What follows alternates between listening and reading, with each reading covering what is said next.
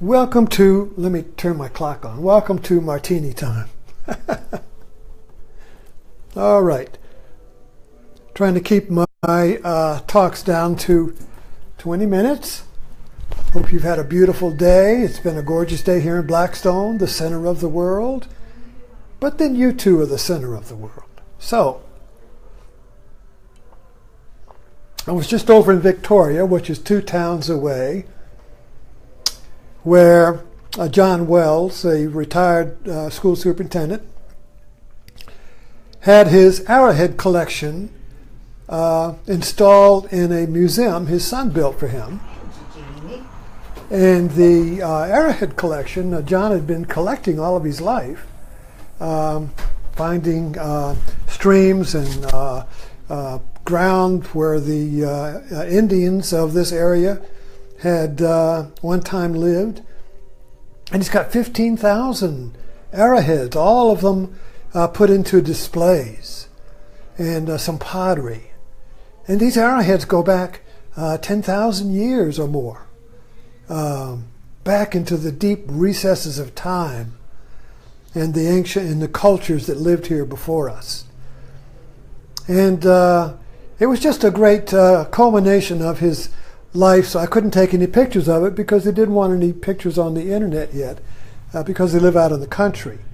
But of those of you who know the Wells in Victoria, this museum is open up at on his son's place. And I was struck by the timelessness, the sense of timeless. These were cultures. Imagine now, these cultures lived, this culture, these, we'd call them aborigines or primitive people, lived there for 10,000, thousands and thousands of years without change. All they created was the perfection of flint arrowheads. So you go from very crude ones to very sophisticated ones. And that's all they needed to get the game, to get their food. And they had some pots, and nothing else is left. So it was essentially a timeless civilization. And we think, oh, well, we're so advanced now. We're so rational. Look at this. I mean, look at how great we are and how primitive they were. Well, if you do the research study in Aboriginal cultures, like the Aborigines of Australia, and you'll find that their consciousness was not primitive at all. In other words, it was very advanced. They didn't leave anything. So we kind of like measure it by the stuff. What kind of stuff did you have, you see? Well, they didn't have any stuff because they didn't need any stuff. You see? So we measure everything by things. How many inches is it? Like Trump, you know, how big is it? They don't measure the world that way. So I've been reading about the Aborigines, which is a good example of an ancient culture. And they have what's called the dream time. And an Aboriginal tribe, and they didn't even need clothes. They would just sit, they would be out there in this barren land, and suddenly the whole tribe would get up and run for 20 miles where a rainstorm was going to be. So how did they know it was going to rain?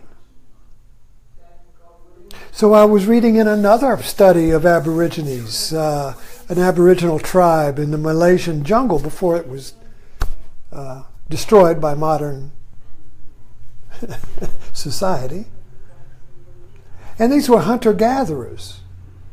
And they lived very in harmony with their environment. So wherever they just moved where the fruit was going to be. Nobody came and told them. They just knew. So there's a sense of the consciousness of a tribe or a culture that is in harmony with the environment, that there is a beneficial give and take of the environment with their needs. Whatever they need, the environment will supply. And ironically, this is the consciousness that Buddhism wants to awaken. the consciousness that you are in harmony with the world instead of in an adversarial relation with it. And being in the world in a co-creative relationship, so that whatever you need will appear when you need it. Now, a lot of religions get into that, and Jesus talked about it when he was talking about don't worry about tomorrow. My mother was in that place. When she was 100, she was talking to me about, and she said, why? She said, you know why I'm happy? And I said, why, Mom? She said, because I have no future. When I was younger, I had a future and I wasn't so happy. But now, I'm just happy to be here. So that sense of being happy to be here and not worrying about the future, because the world will take care of you as you need it, requires a different relationship with the world than we have in our culture. Our culture has a relationship with the world is you've got to beat it out of the nature. You've got to beat the crap out of nature to get what you want, you see. But then that is also in a relationship of infinite or consumption. So you're like the bird, the baby bird who's going to grow itself out of the nest. I have some koi in the pond in my little pond in my backyard. And the pond is about the size of a very big bathtub. And I got 3 koi, and they're about that big. Now I'm waiting to see if they're going to stop growing, because these are carp, they can get really big. Are they going to stop growing, or are they going to continue to grow until they're just fill up the whole pond? Are they in a relationship with their environment that is balanced, you see? So the primitive tribes, and I don't want to even use the word primitive, the Aboriginal, let's say, because primitive, implies inferior. So the Aboriginal tribes were in harmony with the world. And where is the Western civilization at right now? We're having a paradigm crisis, because we're realizing that our civilization is not in harmony with not our fields and our woods, but the whole damn planet. Our civilization is not in harmony with the planet. So we're heating it up. So that's kind of like, shitting in your own house till it's filled up. And then you have to move, but we don't have any place to go. And imagining space, going to another planet, this one's a trash pile, we'll go to another planet, is fantasy. This is what we've got. So there is a paradigm change coming, where we have to discover sustainable energy. So sustainable energy means that your energy is balanced with your environment. So you don't have to use an external energy to make your system go, like fossil fuel. See, fossil fuel is based on the laws of physics that says if you want to move an object, an external force has to hit it. So if you want to move your machine, you got to get an external force like fuel to hit it and make it move. But then you got to go dig up the fuel. And there is a limited source of the fuel. And then there's a byproduct the unused part of the fuel destroys, kicks back on your world, clogs your air, clogs your arteries. So the leftover is inefficient, you see, because it's not totally and the energy is not totally involved. It's like our consciousness. When I have a good intention, but I have a secret intention that I'm not conscious of, so whatever I do turns out bad. That's called self-defeating. I shoot myself in my own foot. That's because I have a hidden intention that I'm not aware of, you see. And so we see a lot of people like that who, He destroyed himself. It was like he wanted to lose. So that this is an incomplete energy system. And so what we have to discover is a self-generating energy, and this is what we call green energy, because you're using inexhaustible supplies of energy like wind, solar, sun, water power, you see. And these will create a civilization that is sustainable. And that's what we have to do. We have to arrive at a sustainable energy system, and that's what Buddhism is about. It's arriving at a mental a place in your life where you are no longer living in the future, where you're no longer perceiving the future as where you will be satisfied. Even people now, when they die, say, oh, he's gone to a better place. There is no better place than here. This is it. It's kind of like, oh, we'll go to a better planet. No, this is it. This moment is it. Tomorrow never comes. You see. And so I looked at these arrowheads, and I could see, wow, this is just these people, thousands and thousands and thousands of years of people came and go, and all they left were some little bitty pieces of arrowhead.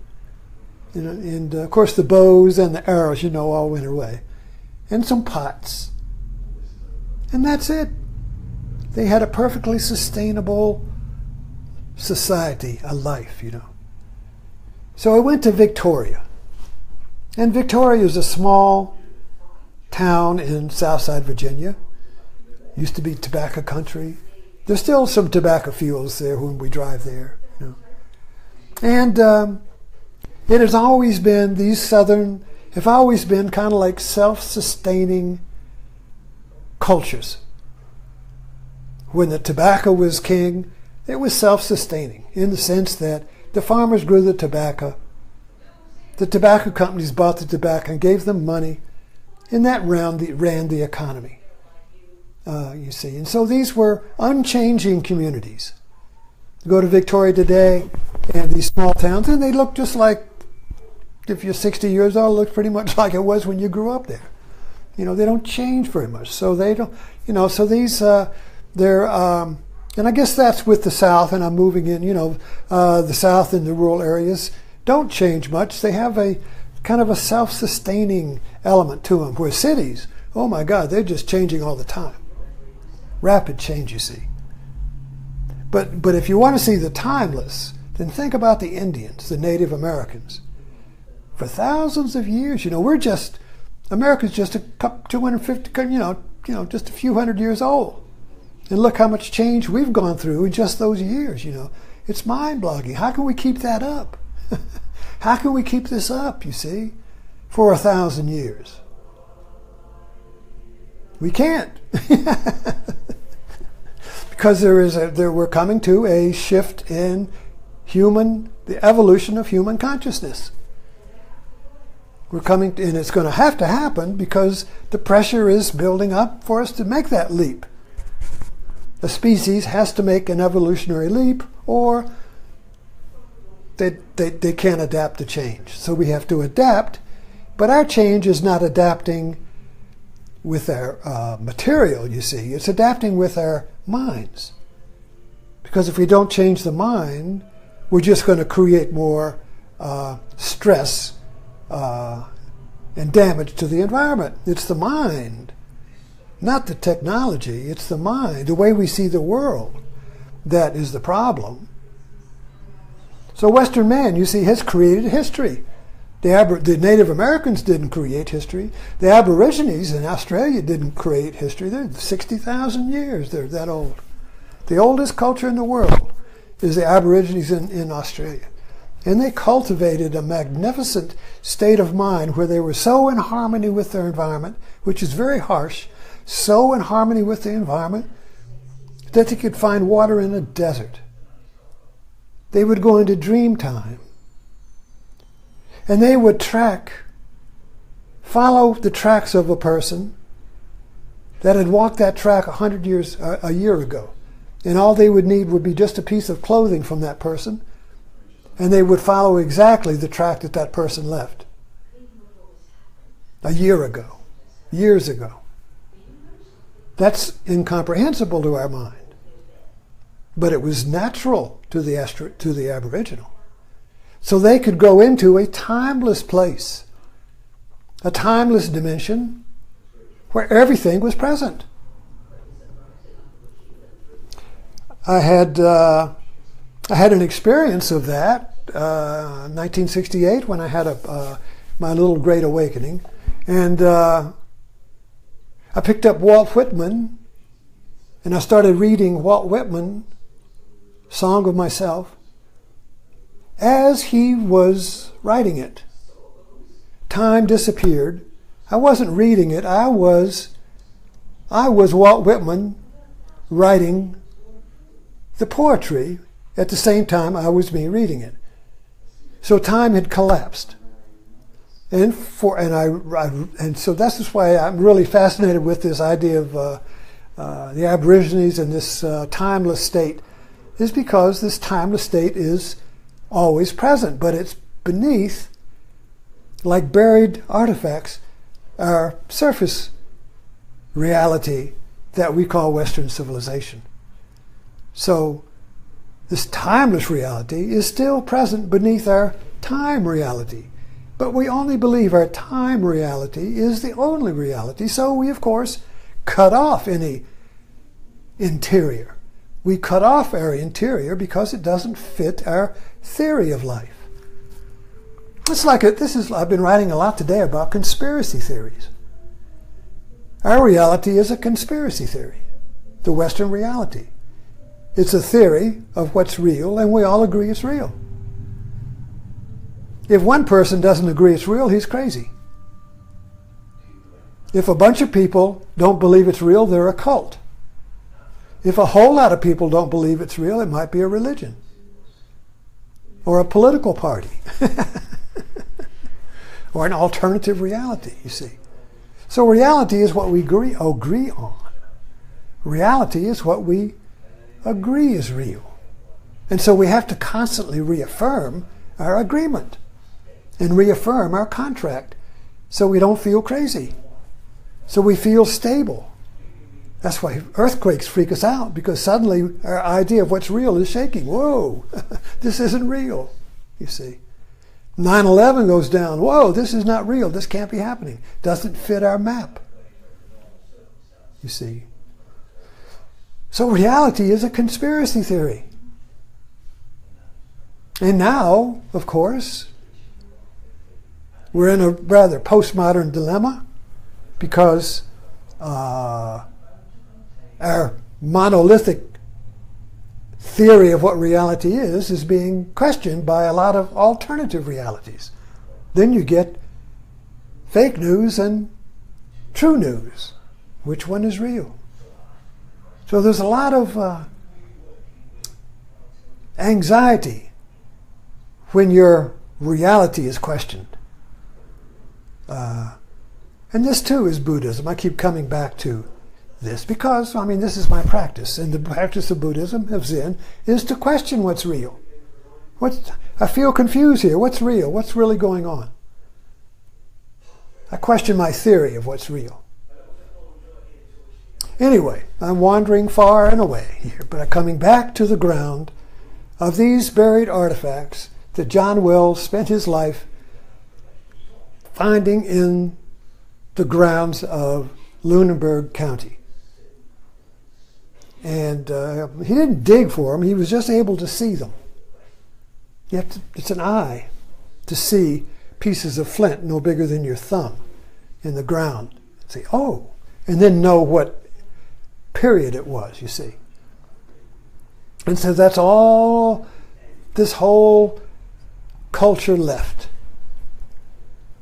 And then now it's put in a museum in beautiful plaques where they're all designed in mandalas, beautiful mandalas, and 15,000 pieces of flint left by an ancient culture buried beneath our soil. an ancient culture of timelessness, where time never happened, history never happened, in balance with the world. And this is a personal experience. When you are in a timeless relationship with your world, you feel like maybe you are the center of the pole of a merry-go-round, and history goes around you, but you are timeless. History goes around you. Oh, it's Monday, Tuesday, Wednesday, Thursday, Friday. It's all one day, yet it's many days. Timelessness is a beautiful place to be. As my mother said, when I have no future, I'm very happy just to be here. So, thank you for dropping in. See you in the morning.